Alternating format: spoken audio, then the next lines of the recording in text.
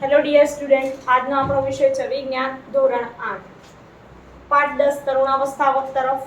તમે આગળના બધા જ વિડિયોઝ જોયા હશે. પાઠ આપણો પૂર્ણ થઈ ગયેલો છે. સ્વાધ્યાયના પ્રશ્નો તમારે લખવાના છે. સ્વાધ્યાયના પ્રશ્નો તમે પાઠ્યપુસ્તકમાંથી પાઠ વાંચ્યો હોય તો તમને જવાબ આવડશે. બરાબર? પાઠ્યપુસ્તકનું રોજે રોજ વાંચન કરો. પાઠ એકવાર વાંચો, બે વાર વાંચો, 3 વાર વાંચો એટલે તમારે કોઈ બીજા માહિતી સંદર્ભ ગ્રંથની જરૂર પડશે નહીં. તમે આસાનીથી બધા જવાબ લખી શકશો. હવે વાત કરીએ આપણે આગળ કે જેમ જેમ પાઠ ચાલતા જશે એમ તમારે વિડીયોઝ પણ આવશે અને વર્કશીટ પણ આવશે. વર્કશીટ સારા અક્ષરે સાચા જવાબ લખેલા હોવા જોઈએ. પૂરા વાક્યમાં કીધું હોય તો પૂરા વાક્યમાં જવાબ લખવાનો છે. બધું ધ્યાન તમારે રાખવાનું છે. રોલ નંબર તમારો યાદ રહેવો જોઈએ. નામ છે પૂરું લખો, રોલ નંબર સાચો લખો, ધોરણ 8 અ એવું કે 8 બ એવું લખો. બરાબર? હવે આજે આપણે આ વિડીયોમાં શું કરવાનું છે તો હું તમને વૈજ્ઞાનિક કારણો લખાવીશ અને સમજાવીશ. એ તમારે લખવાના છે અને તૈયાર પણ કરવાના છે.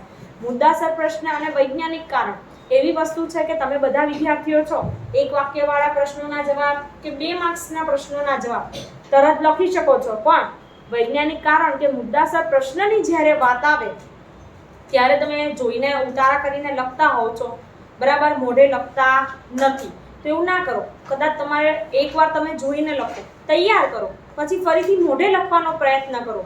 2-3 પોઈન્ટ તો તમે સેન્ટેન્સ સમજીને પણ લખી શકો છો. તો ચાલો શરૂઆત કરીએ. વૈજ્ઞાનિક કારણ.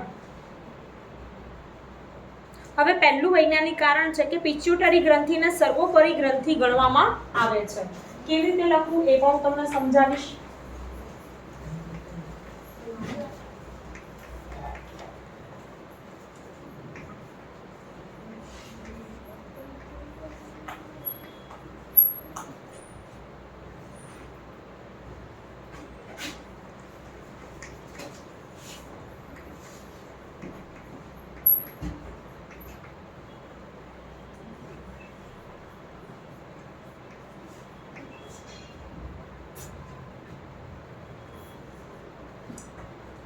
પોઈન્ટ વાઇઝ તમારે વૈજ્ઞાનિક કારણ લખવાનું છે. 2 માર્ક્સનું વૈજ્ઞાનિક કારણ હોય છે. ઓછામાં ઓછા 4 મુદ્દા લખવા. મુદ્દા પણ એવા લખવાના છે વિદ્યાર્થી મિત્રો તમારે કે એના રિલેટેડ હોય, ગપ્પા મારવાના નથી. બરાબર? તો લખતા જ નહીં. ચાલો, પિચ્યુટરી ગ્રંથિને કેમ સર્વોપરી ગ્રંથિ ગણવામાં આવે છે તો તમને એટલી તો ખબર છે, પાઠમાં તમે ભણ્યા છો પોઈન્ટ્સ. કોણ બોલશે વર્ગખંડમાં બેઠેલા વિદ્યાર્થીમાંથી? ઘરે બેઠા વિદ્યાર્થી છે, ઓનલાઈન વિડીયોઝ આવી રીતે જોવે છે, એ પણ માતા પિતા આગળ, દાદા દાદી આગળ કે મોટા ભાઈ બહેન આગળ વૈજ્ઞાનિક કારણ બોલજો. વર્ગખંડમાંથી પૂછું છું, કોણ બોલશે કે પિચ્યુટરી ગ્રંથિને કેમ સર્વોપરી ગ્રંથિ ગણવામાં આવે છે? બોલો. તમે એવું ભણ્યા હશો કે પિચ્યુટરી ગ્રંથિ છે જે આપણી નર અંતઃસ્ત્રાવ અને માદા અંતઃસ્ત્રાવ બંનેને મુક્ત કરવાનું અને નિયમન કરવાનું કાર્ય કોના દ્વારા થાય છે? પિચ્યુટરી ગ્રંથિ દ્વારા થાય છે. મગજમાં આવેલી છે અને સર્વોપરી ગ્રંથિ છે. અને જે અંતઃસ્ત્રાવો છે એ પિચ્યુટરી ગ્રંથિના આધારે જ આદેશ મુજબ જ સ્ત્રવિત થાય છે. અને બધાનું નિયમન શેના દ્વારા થાય છે? પિચ્યુટરી ગ્રંથિ દ્વારા. જેમ કે જનનપિંડની ગ્રંથિઓ, થાઇરોઇડ ગ્રંથિ છે, બરાબર, સ્વાદુપિંડ, એવી બધી જ ગ્રંથિઓનું નિયમન પિચ્યુટરી ગ્રંથિ દ્વારા થાય છે. એટલા માટે એને સર્વોપરી ગ્રંથિ ગણવામાં આવે છે. આપણા શરીરમાં ગ્રંથિઓ ઘણી બધી છે, પરંતુ પિચ્યુટરી ગ્રંથિ સર્વોપરી છે. લખો, લખાવું છું. પહેલો પોઈન્ટ આવી રીતે એરો કરીને પણ લખી શકો.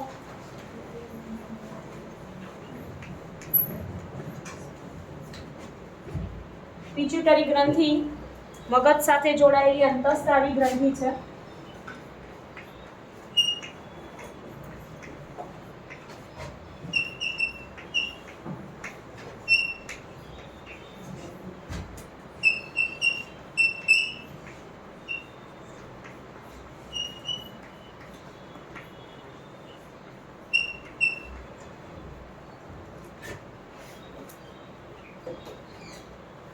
બીજો પોઈન્ટ, પિચ્યુટરી ગ્રંથિ દ્વારા સ્ત્રવતા અંતઃસ્ત્રાવો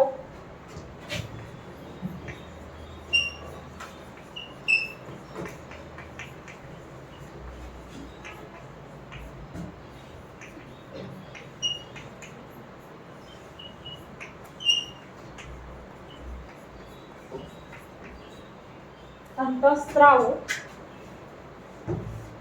જનનપિંડને અંતઃસ્ત્રાવ ઉત્પન્ન કરવા માટે જનનપિંડ એટલે અંડપિંડ અને શુક્રપિંડ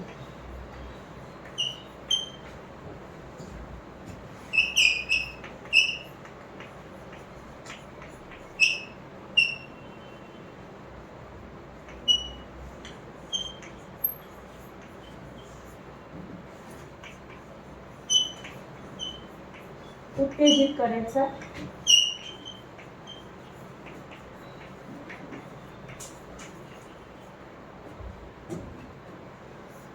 ત્રીજો પોઈન્ટ,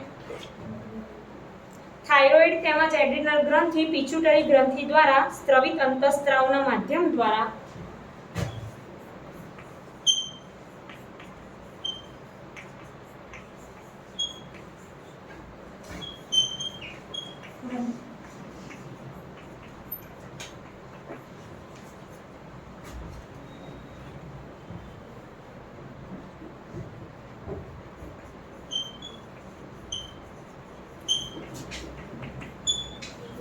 પિટ્યુટરી ગ્રંથિ દ્વારા સ્ત્રવિત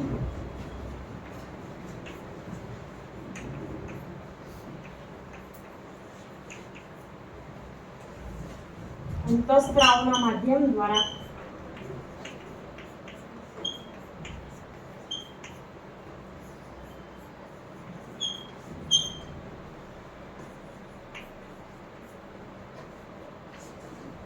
મળતા આદેશ મુજબ જ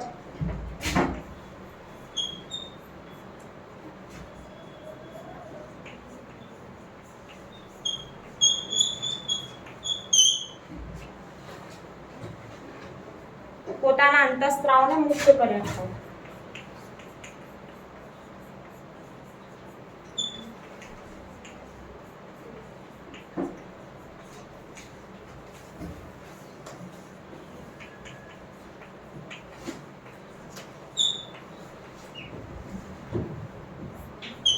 આગળનો પોઈન્ટ છે પિટ્યુટરી ગ્રંથિના સ્ત્રાવ વડે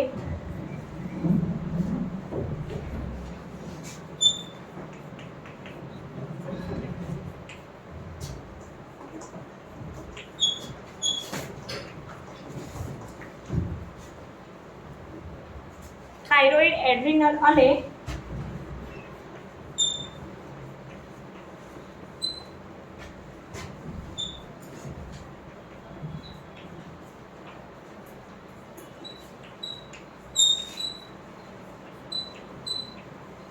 જનનપિંડ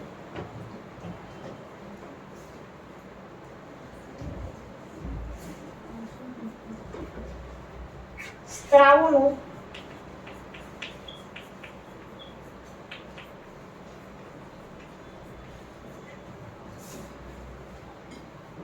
નિયમન થાય છે.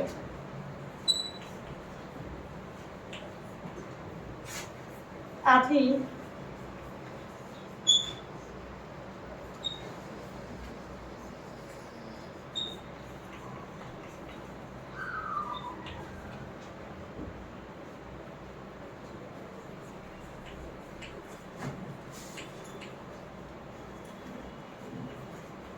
પિટ્યુટરી ગ્રંથિને સર્વોપરી ગ્રંથિ ગણવામાં આવે છે.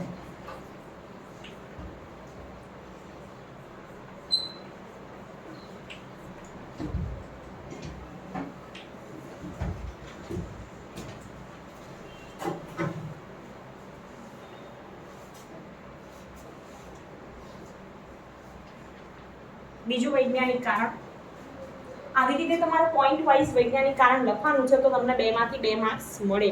પણ વૈજ્ઞાનિક કારણ લખતી પહેલા તમને પોઈન્ટ આવડવા જરૂરી છે.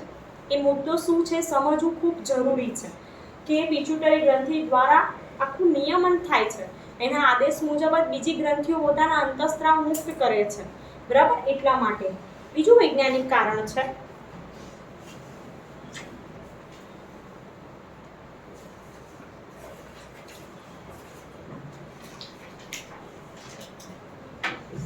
જન્મ પહેલા શિશુના લિંગનું નિશ્ચયન તેના પિતાના લિંગી રંગસૂત્રો દ્વારા થાય છે.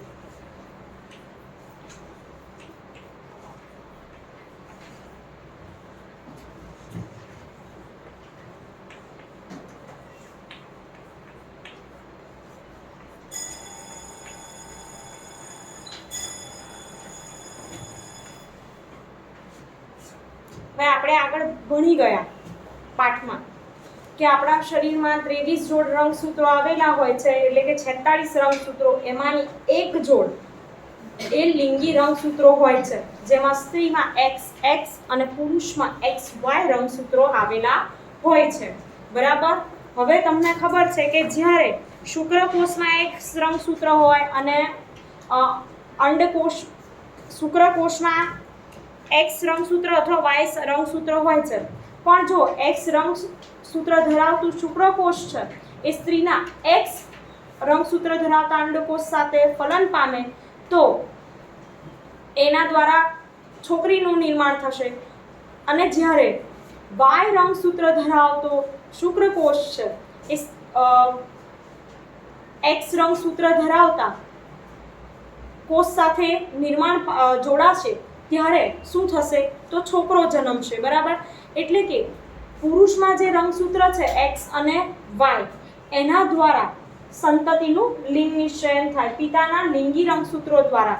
સ્ત્રીમાં રંગસૂત્ર XX હોય છે લિંગી રંગસૂત્ર, જ્યારે પુરુષમાં અલગ હોય છે X અને Y. એટલા માટે પુરુષ છે એટલે કે એના પિતાના લિંગી રંગસૂત્રો દ્વારા શિશુનું લિંગ નિશ્ચયન જન્મ પહેલા થાય છે. લખો.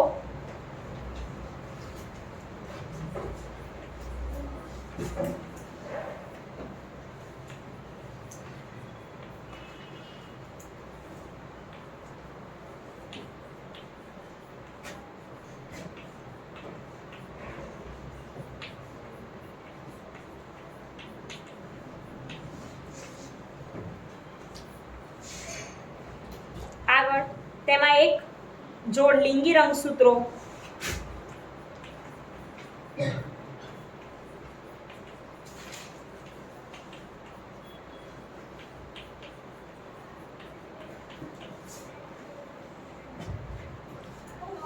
માદામાં XX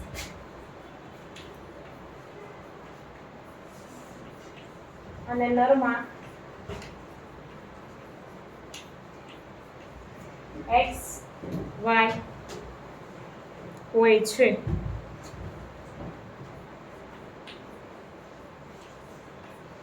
તમારે યાદ પણ રાખવાનું છે. આગળનું પોઈન્ટ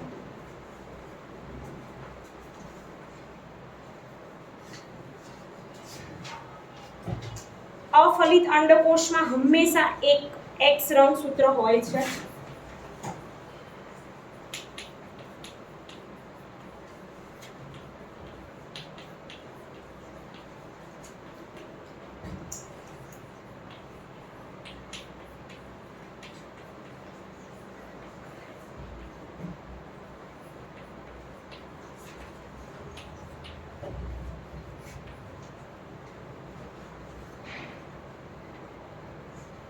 શુક્રકોષમાં X રંગસૂત્ર અથવા Y રંગસૂત્ર હોય છે.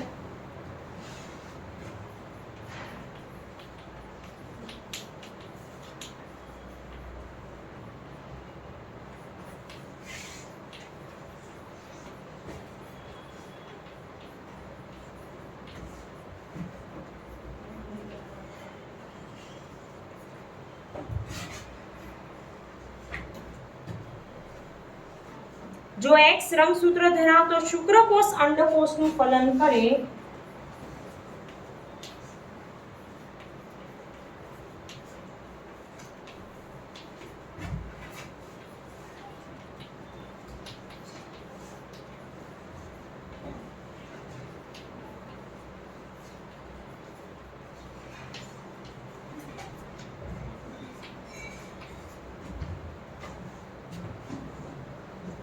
તો યુગ્મનદમાં XX લિંગી રંગસૂત્રો થાય.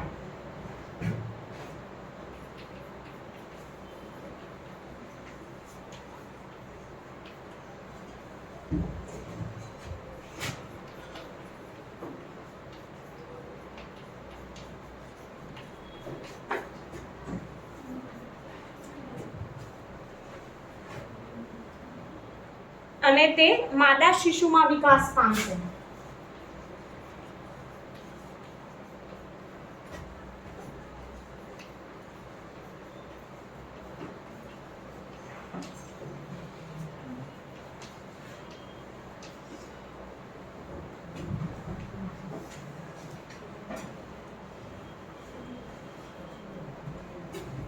નેક્સ્ટ પોઈન્ટ,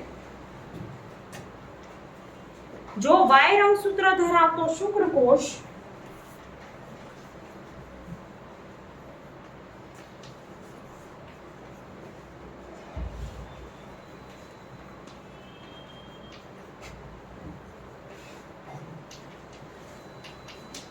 અંડકોષનું ફલન કરે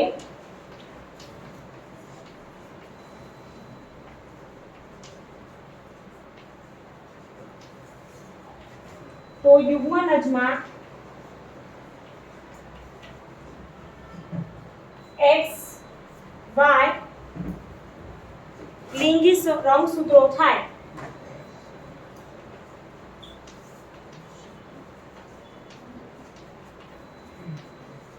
અને નર શિશુમાં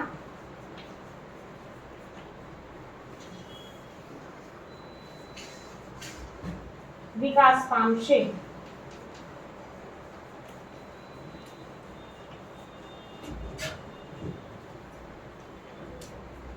આમ જન્મ પહેલા શિશુના લિંગનું નિશ્ચયન તેના પિતાના લિંગી રંગસૂત્રો દ્વારા થાય છે. પૂરું વાક્ય તમારે લખી દેવાનું છે. પરીક્ષામાં પણ આવી રીતે જ લખવાનું છે પોઈન્ટ વાઇઝ. તો 2 માંથી 2 માર્ક્સ મળશે.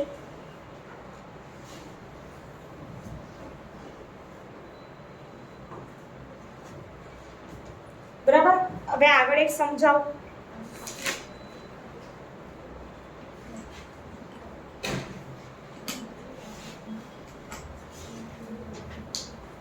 દેડકામાં થાઇરોઇડ ગ્રંથિ વિશેષ મહત્વ ધરાવે છે.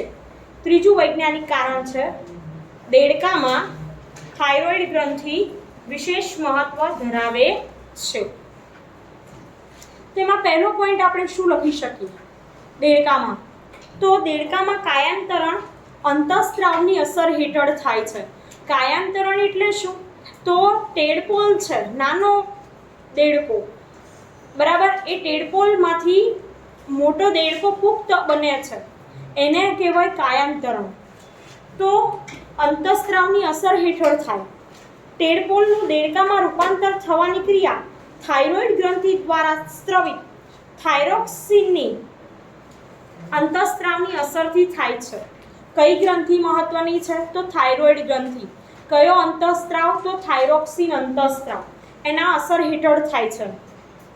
ટેડપોલ જે પાણીમાં વૃદ્ધિ કરી રહ્યા હોય તેમાં પર્યાપ્ત માત્રામાં જો આયોડિન ન હોય તો એ ટેડપોલમાંથી દેડકો પુખ્ત અવસ્થામાં વિકાસ થતો નથી. એનું ઉત્પાદન શું થાય? એનું જે શરીરની વૃદ્ધિ જે થતી હોય એ અટકી જાય છે, એની વૃદ્ધિ થતી નથી. પરંતુ જો થાઇરોક્સિન પર્યાપ્ત માત્રામાં હોય, ઓછું ન હોય, તો એની વૃદ્ધિ ટેડપોલમાંથી પુખ્ત દેડકામાં થાય છે. અહીંયા કીધું છે કે પર્યાપ્ત માત્રામાં આયોડિન ન હોય તો થાઇરોક્સિનનું ઉત્પાદન અટકી જાય અને વૃદ્ધિ પણ અટકી જાય. થાઇરોક્સિનના અભાવે ટેડપોલનું પુખ્ત દેડકામાં રૂપાંતરણ થતું નથી. આમ દેડકામાં થાઇરોઇડ ગ્રંથિ વિશેષ સ્થાન ધરાવે છે.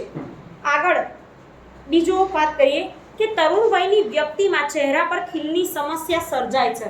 હવે તમે 8મા ધોરણમાં અભ્યાસ કરો છો, 9મા 10મામાં જશો, બરાબર, તો તમને ચહેરા પર ખીલ, ફોડલિયો એવું થશે.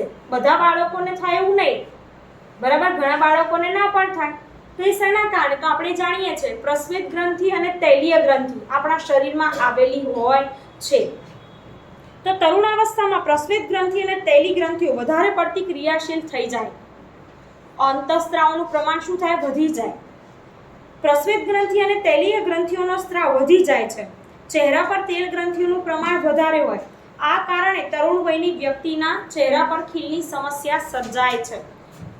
શિયાળામાં તો આપણી જે સ્કિન છે ડ્રાય રહેતી હોય છે, સૂકી રહેતી, પરંતુ જ્યારે ઉનાળો હોય, ચોમાસું, એમાં આપણી ઓઇલી સ્કિન લાગે. અને જે બાળકોમાં પ્રસ્વેદ ગ્રંથિ અને તૈલી ગ્રંથિનું પ્રમાણ વધારે હોય ચહેરા પર, ત્યાં એમને ચહેરો એકદમ ચીકણો જ રહેતો હોય, ચીકાશવાળો, અને પછી એના લીધે ખીલ થવા લાગે છે. તો આ હતા વૈજ્ઞાનિક કારણ. ત્યારબાદ આગળ કે તરુણાવસ્થામાં ચિપ્સ, પેકિંગ ફૂડ તેમજ જંક ફૂડને નિયમિત ભોજનના ભોગે ન ખાવું જોઈએ. તમે અત્યારે 8મા ધોરણમાં અભ્યાસ કરો, તમને વધારે ઘરની શાક રોટલી દાળ ભાત કે ખીચડી ખાવાને બદલે તમને બહારનું ખાવાનું વધારે ભાવતું હશે. પાણીપુરી છે, દાબેલી છે, વડાપાઉં છે, પીઝા છે, બર્ગર છે, બરાબર, પાસ્તા નૂડલ્સ વગેરે કોઈ પણ ખોરાક હોય. પછી પેકેટમાં આવતા પડીકા તો બહુ ભાવે તમને બધાને, બરાબર, તો એ ખાતા હોવ છો, પણ રોજે રોજ ના ખાવા જોઈએ, એનાથી તમારા શરીરને નુકસાન પહોંચે. તો જુઓ, તરુણાવસ્થા તીવ્ર વૃદ્ધિ અને વિકાસની અવસ્થા છે. અત્યારે તમારા શરીરનો વૃદ્ધિ ને વિકાસ થઈ રહ્યો છે, પરંતુ જો તમે પૂરતા પ્રમાણમાં સમતોલિત આહાર નહીં લો તો તમારા શરીરનો જે વૃદ્ધિ ને વિકાસ થવો જોઈએ તમારી ઉંમર પ્રમાણે એટલો થશે નહીં, બરાબર. તો છે ચિપ્સ છે, પેકિંગ ફૂડ તેમજ જંક ફૂડમાં પોષક દ્રવ્યોની માત્રા પર્યાપ્ત હોતી નથી. આથી કાર્બોદિત, પ્રોટીન, ચરબી, વિટામિન, ખનિજ ક્ષારોની પર્યાપ્ત માત્રા મેળવવા સંતુલિત આહાર લેવો જોઈએ. તમને અનાજ, ગળ્યા પદાર્થ, ફ્રૂટ્સ છે એમાંથી કાર્બોદિત મળશે. પ્રોટીન છે તો કઠોળમાંથી તમને વધારે માત્રામાં પ્રોટીન મળશે.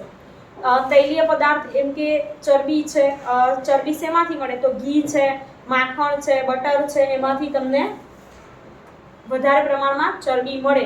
અને કાજુ છે, બદામ, એમાંથી પણ ચરબીનું પ્રમાણ તમને વધારે મળે છે.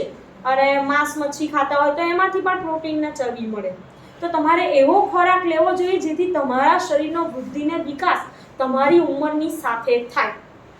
પડીકા ખાવાથી કે બહારનું ખોરાક ખાવાથી તમને પૂરતા પ્રમાણમાં પોષક તત્વો મળશે નહીં.